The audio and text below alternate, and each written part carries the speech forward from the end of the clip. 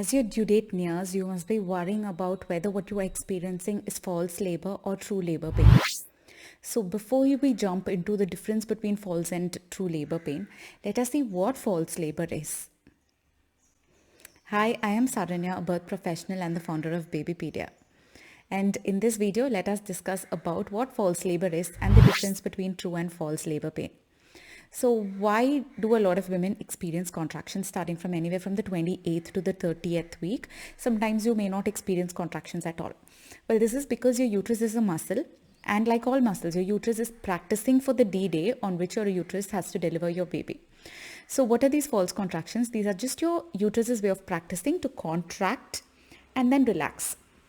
So these false contractions can be felt by a lot of women, but it is also normal if you do not experience any false contractions at all.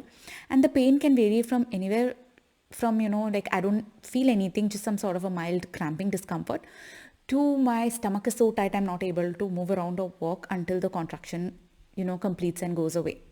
So there are different types of false contractions that women can experience, and it will differ for each woman and it will be different for each pregnancy.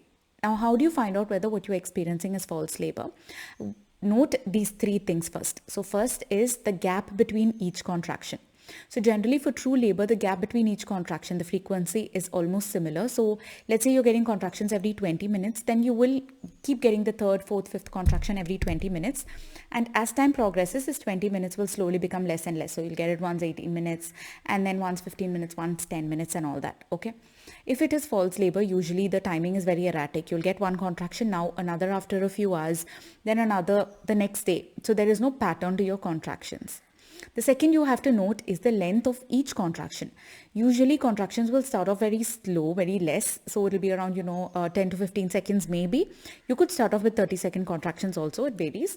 But as for every contraction, usually the length is the same. And as labor progresses after a few hours, it will start increasing in length. But for false labor again, there's no particular timing. It could be erratic. You could be experiencing 30-second contractions and then suddenly a 10-second contraction and then a 1-minute contraction. So it will keep changing. The third thing is the strength of your contractions. That is how intense the discomfort feels. So for true labor, it will usually be very mild initially and then slowly it will pick up. But for false labor, again, the intensity will keep changing.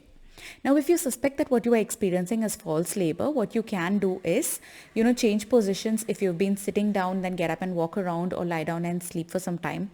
Take a warm bath. You could also eat a heavy meal or drink something cold and check if your contractions stop.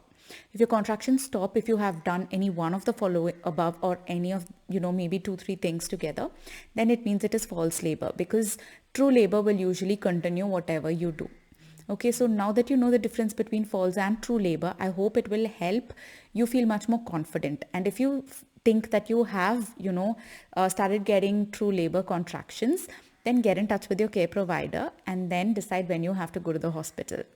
Hope this information helped you. If you found this video useful, don't forget to like and subscribe and share it to all your friends so that, when you subscribe, you get notifications for all the future videos that we upload.